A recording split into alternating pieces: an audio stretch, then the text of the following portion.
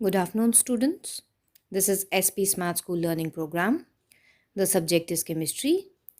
In this video, I am going to discuss the JNK Board 2024 exam set. बेटा जो science का exam है वो आपका मैक्सिमम 80 मार्क्स का आपको पूछा जाएगा, जिसमें आपको 3 आवर्स दिए जाएंगे फॉर द एग्ज़ाम।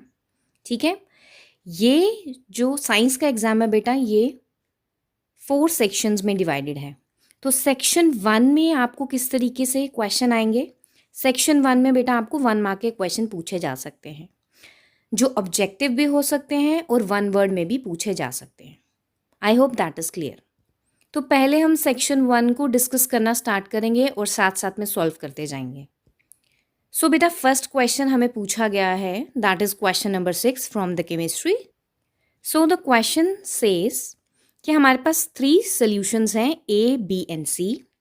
जब हमने यूनिवर्सल इंडिकेटर से बेटा उनका टेस्ट किया तो pH A का हमें गिवन है 5, B का हमारे पास है बेटा 1 एंड C का हमारे पास है 13।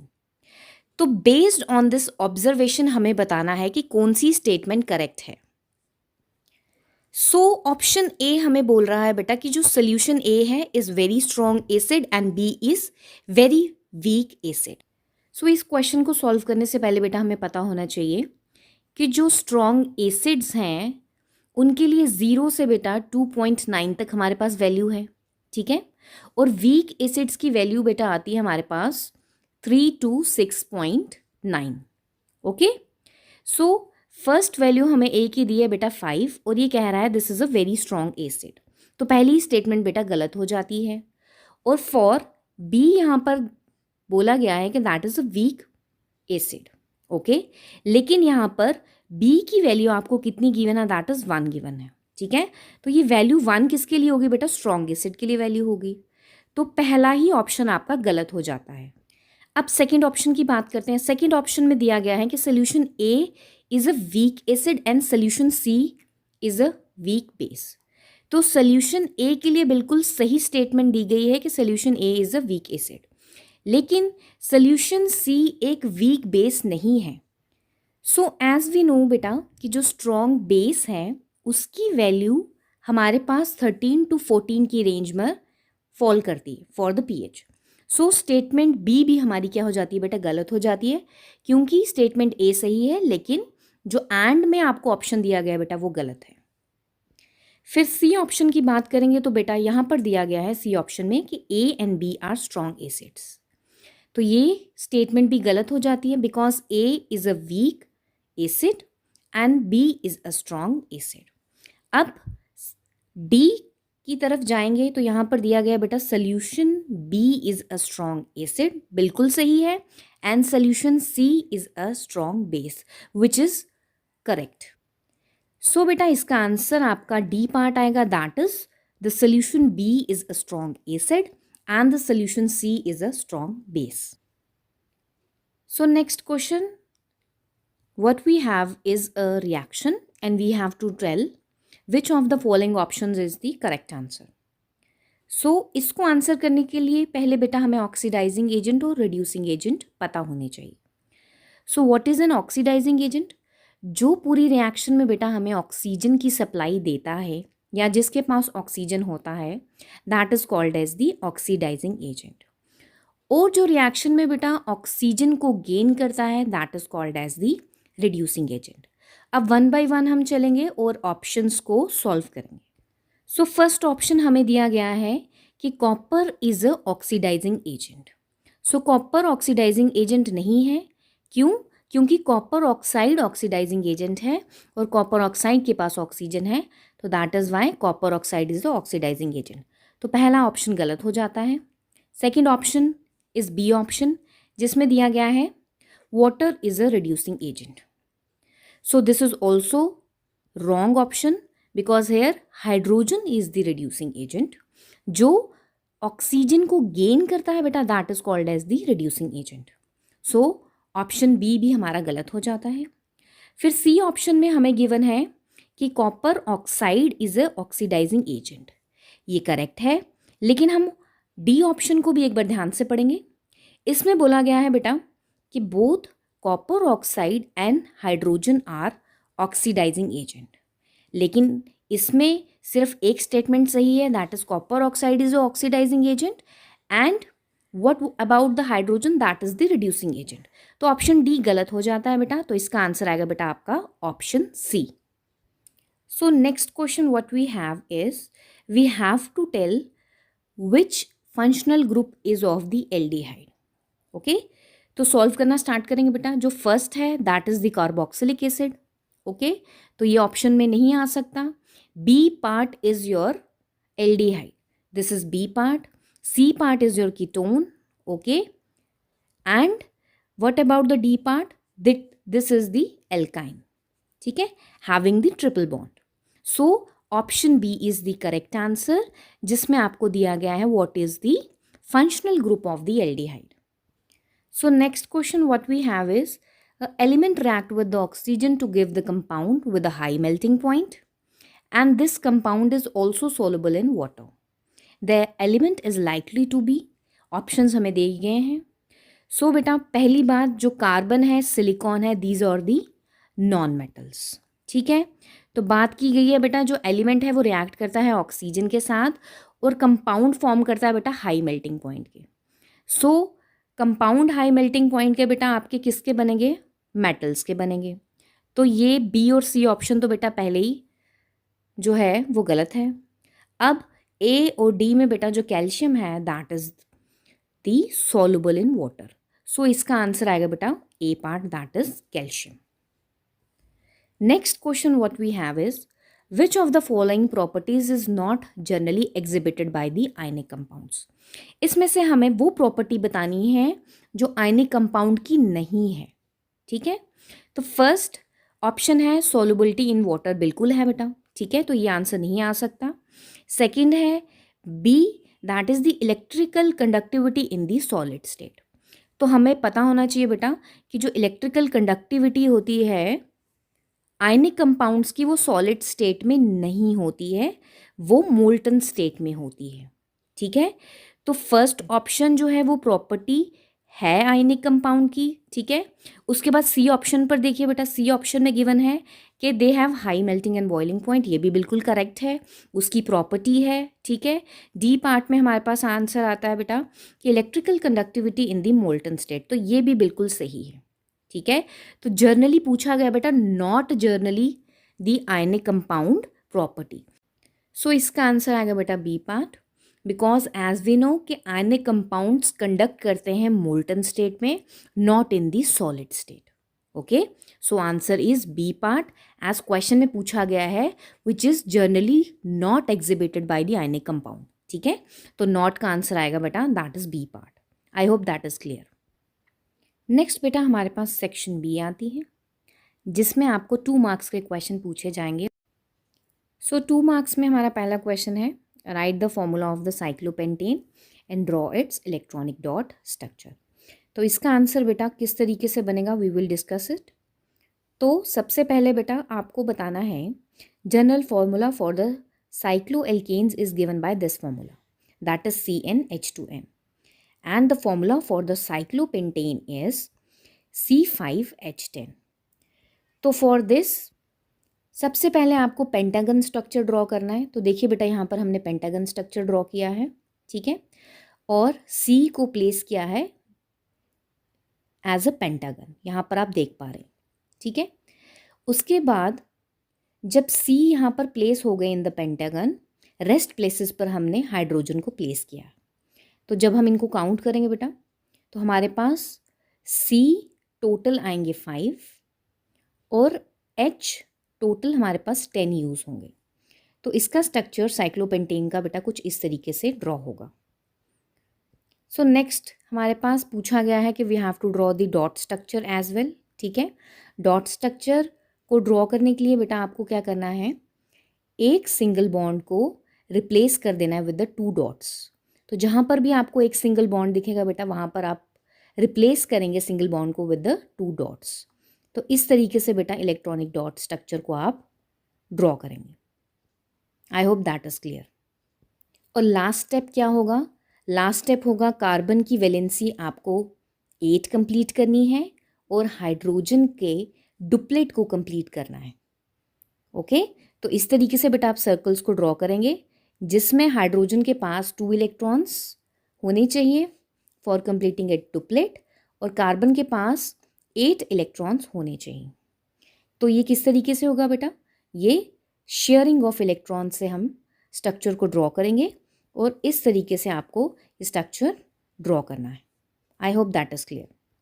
सो नेक्स्ट क्वेश्चन आपके पास है, right the balanced chemical equation for this reaction. So first reaction is barium chloride, aluminium sulfate when reacts. What is formed? Barium sulfate and aluminium chloride. तो सबसे पहले बेटा आपको क्या करना है, इनके कंपाउंड्स के आपको सिंबल पता होने चाहिए कि किस तरीके से ये कंपाउंड फॉर्म होगा। So barium chloride is written as BaCl2, aluminium sulfate is Al2SO4 2, barium sulfate is BaSO4 and aluminium chloride is AlCl3. सो जब आप इसे बैलेंस करेंगे बेटा तो आपके पास आंसर आएगा that is 3 BaCl2, Al2SO4, 2 times AlCl3 and 3 times BaSO4. So next question what we have is, when zinc carbonate is decomposed it forms zinc oxide and carbon dioxide. तो इसको किस तरीके से सॉल्व करेंगे? Zinc carbonate is written as ZnCO3, zinc oxide is ZnO and carbon dioxide is CO2. So this equation is already balanced as Zn on the left hand side is equal to 1, same as on the right hand side. Oxygen on the left hand side is equal to 3 and on the right hand side is also equal to 3. And carbon on the left hand side is also equal to the 1 and on the right hand side is also equal to the 1. So the equation is already balanced. So next question what we have is, what would you observe when zinc is added to the solution of iron sulfate, and write the chemical reaction taking place.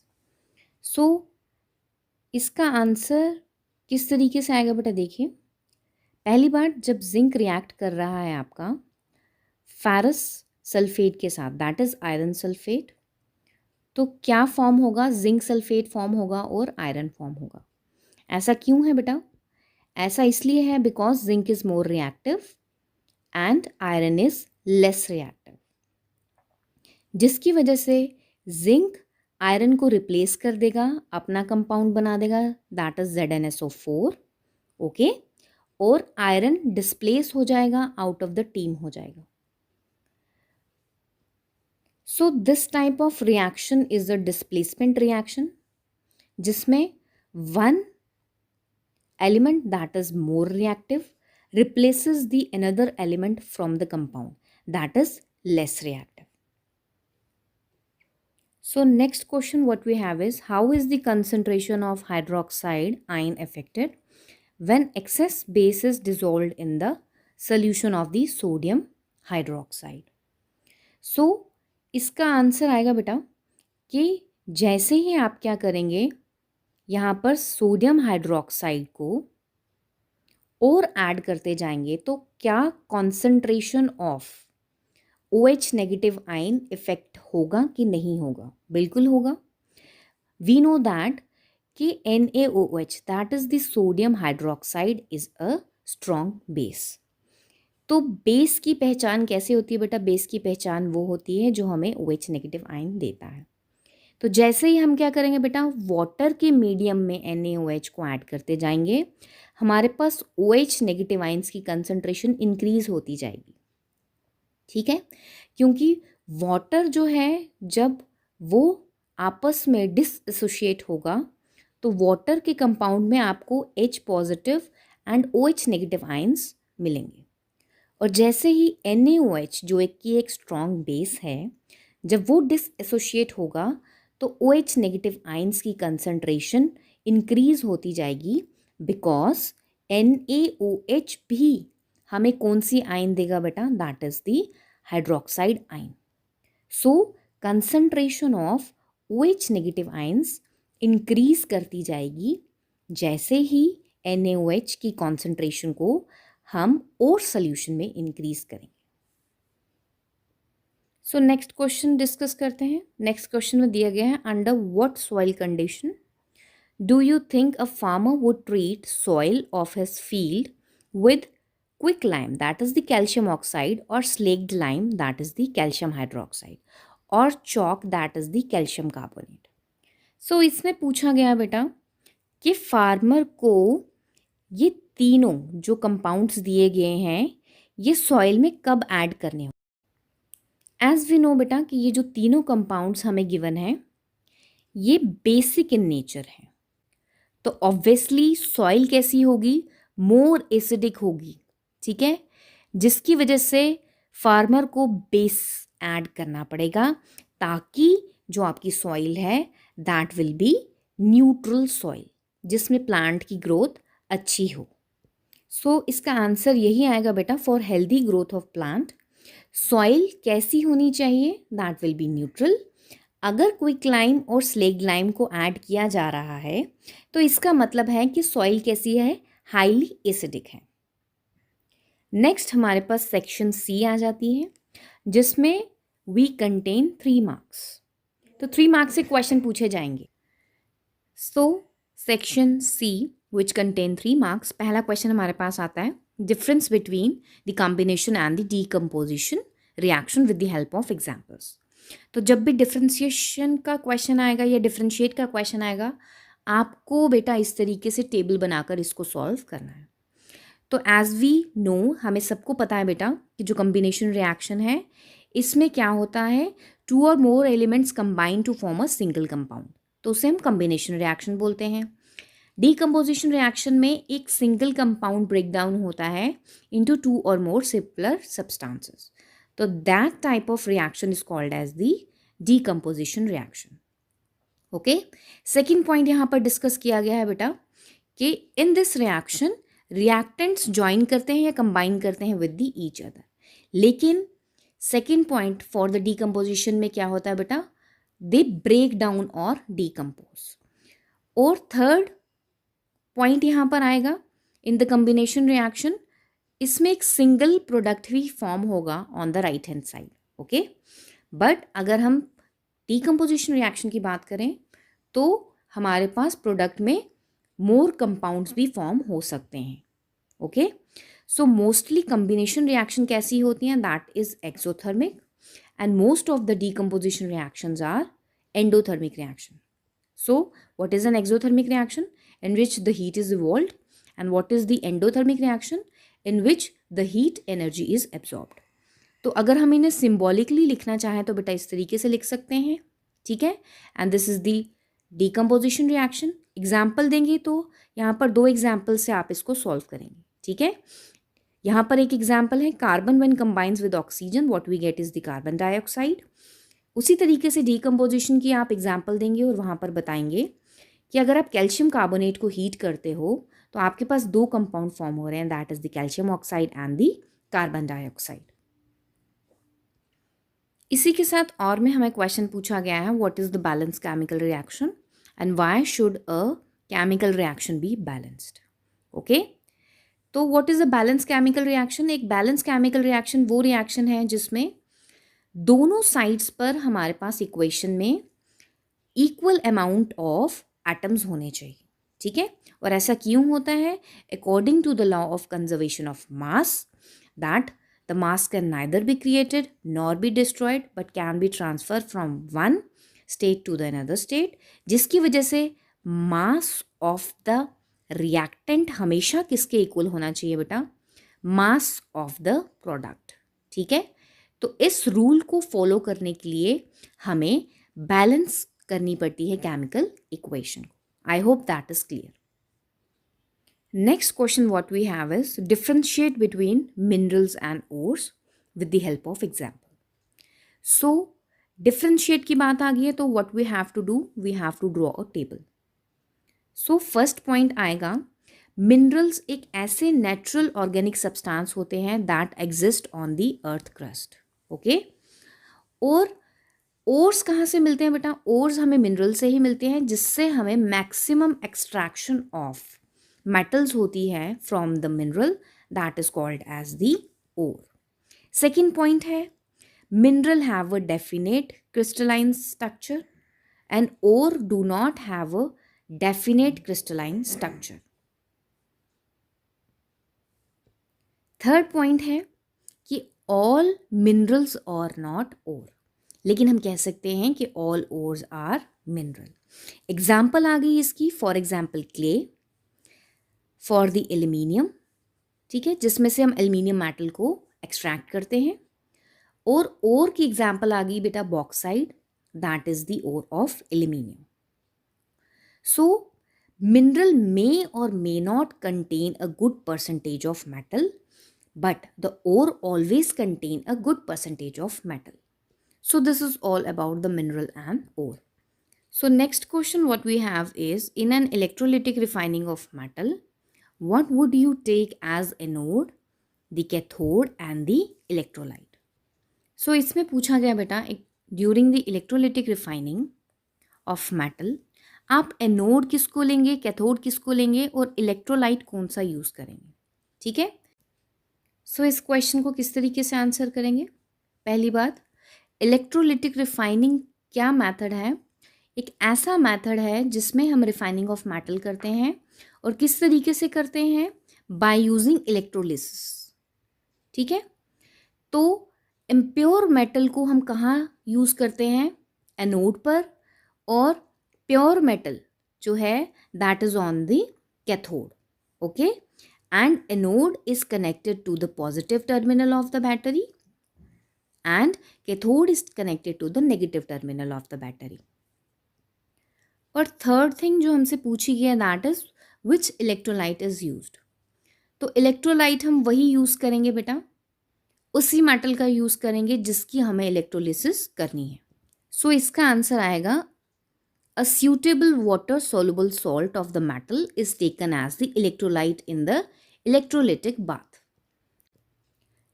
Now we will discuss section D, and section D में question आएगा of the 5 marks. So पहला question what we have is, draw the structure of the following compounds. तो first compound हमें given है that is the bromopentane.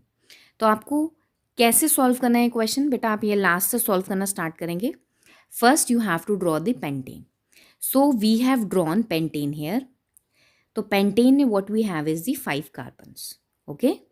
And bromo is also given, ठीक है. And bromo की position हमें given नहीं है. तो जिसकी पोजीशन बेटा हमें गिवन नहीं होती है, वी अंडरस्टूड दैट कि वो पोजीशन फर्स्ट ही मानी जाती है, ठीक है, या लास्ट पोजीशन पर आप उसको ले सकते हैं. सो नंबरिंग करें बेटा, तो यहाँ राइट हैंड साइड से आप नंबरिंग करेंगे, ठीक है. राइट हैंड साइड से नंबरिंग करते हुए आपके पास कार्बन जो है that is this is 1 carbon, और यहाँ पर आप क्या करेंगे? ब्रोमो को प्लेस कर देंगे. तो this will be the structure of bromopentane. So next question what we have is the hexanal. तो एल से हमें पता चला यहाँ पर कौन सा ग्रुप है, that is your aldehyde group. और as we know aldehyde group कहाँ पर प्लेस होता है बेटा? या तो लास्ट में प्लेस होगा, ठीक है, या फिर कहाँ प्लेस होगा बेटा? फर्स्ट पोजीशन पर प्लेस होगा. तो आप इसको किस तरीके से सॉल्व करेंगे? सबसे पहले आप हेक्सेन बनाएंगे जिसमें आपको 6 carbons you have to draw, ठीक है. उसके बाद आप लास्ट के कार्बन पर एल्डिहाइड ग्रुप को प्लेस कर देंगे. So aldehyde group is C double bond O and that is H. So last C पर आप एल्डिहाइड ग्रुप को प्लेस करेंगे इस तरीके से. I hope that is clear. So next question what we have is the propene. तो prop means 3 carbons. First you have to draw the 3 carbons like this. उसके बाद गिवन है ene that is the double bond. So we will draw double bond. तो इस तरीके से बेटा आप इसका स्ट्रक्चर ड्रॉ करेंगे and rest of the positions पर आपको हाइड्रोजन प्लेस करना है to complete the valency of the carbon. Next question what we have is the 2,3 dimethyl butane. आप इस क्वेश्चन को किस तरीके से सॉल्व करना स्टार्ट करेंगे? लास्ट से सॉल्व करना स्टार्ट करेंगे. फर्स्ट आप क्या ड्रॉ करेंगे बेटा? ब्यूटेन ड्रॉ करेंगे, means you have to draw the 4 carbons. So this is the first carbon, second carbon, third carbon and the fourth carbon. Next step क्या होता है? नेक्स्ट स्टेप हमारे पास होता है बेटा कि आपको इसका सेकंड पार्ट को सॉल्व करना है. तो यहाँ पर ऑलरेडी मेंशन है कि आपके पास कौन सी ब्रांच गिवन है, that is methyl group you have given. So branch what we have given is the methyl branch. और ये कौन सी पोजीशन पर गिवन है बेटा? ऑलरेडी पोजीशन मेंशन है, दैट इज 2 and 3 पोजीशन पर both what we have is the methyl, that is why it is written as the dimethyl. So second step हमारा क्या होगा? सेकेंड स्टेप होगा नंबरिंग. सो हम right से numbering करेंगे. This is the 1 2 3 and this is 4. And already given है कि 2 and 3rd position पर what we have to place is the methyl group, that is the CH3. And rest of the positions पर आप क्या करेंगे? H को place करेंगे to complete the valency of the carbon atom. So this is how the structure look likes. So the next question is explain the following of the reaction with the example. So first is the combination reaction and second is the substitution reaction. Now we will discuss it one by one. So पहले हम discuss करेंगे what is the substitution reaction. तो word से ही पता चल रहा है substitution का क्या मतलब है. सो सब्स्टिट्यूशन का मतलब होता है सब्स्टिट्यूट करना या फिर रिप्लेस करना. ठीक है. सो इस रिएक्शन में क्या होता है? डायरेक्ट रिप्लेसमेंट होती है ऑफ द एटम, या वो ग्रुप ऑफ एटम्स भी हो सकते हैं इन द ऑर्गेनिक मॉलिक्यूल. ठीक है. by the another atom or the group of atom without any change in the rest of the molecules is called as the substitution reaction. Example में आप देख सकते हैं कि methane when reacts with chlorine, what we get is the chloromethane and hydrogen chloride. इस example को समझते हैं जिसमें मिथेन रिएक्ट कर रहा है क्लोरीन के साथ. In the presence of sunlight, what we get is the chloromethane and HCl is formed. So, in this, one of the hydrogen atom is replaced and उसकी position एक chlorine atom ने ले ली है. So, what product we get is the chloromethane and जो hydrogen replace हुआ उसने chlorine के साथ एक compound बनाया and HCl is formed. So this is the substitution reaction जिसमें क्लोरीन ने सब्स्टिट्यूट किया one of the hydrogen atom of the methane. So next we will discuss is the combustion reaction. As we know, what is the combustion reaction?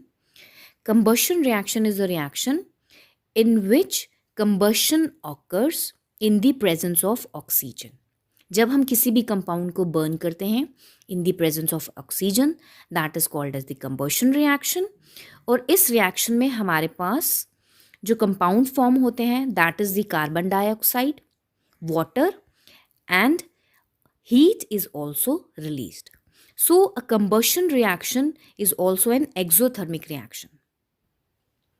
In this reaction, for example, carbon when combines with the oxygen, what we get is the carbon dioxide. तो यहाँ पर clearly visible है कि carbon की oxidation हुई है, carbon ने oxygen को गेन किया. सो this is the oxidation reaction. अगर इसमें वन मोर एग्जाम्पल लें, फॉर एग्जाम्पल मिथेन, जिसमें हमारे पास H भी इंक्लूडेड है. अगर हम मिथेन को बर्न करें in the presence of oxygen, what we get is the carbon dioxide, water and heat. तो यहाँ पर क्लियरली विजिबल है कि कार्बन की ऑक्सीडेशन हुई है, उसने ऑक्सीजन को गेन किया है. और आप यहाँ पर ये भी देख पा रहे हैं बेटा कि हाइड्रोजन ने भी ऑक्सीजन को गेन किया है. तो यहाँ पर हाइड्रोजन की भी ऑक्सीडेशन हुई है और कार्बन की भी ऑक्सीडेशन हुई है. So we can say that combustion reaction is also an oxidation reaction. So this is the previous year 2024 set what we have discussed in this video. Thank you for watching.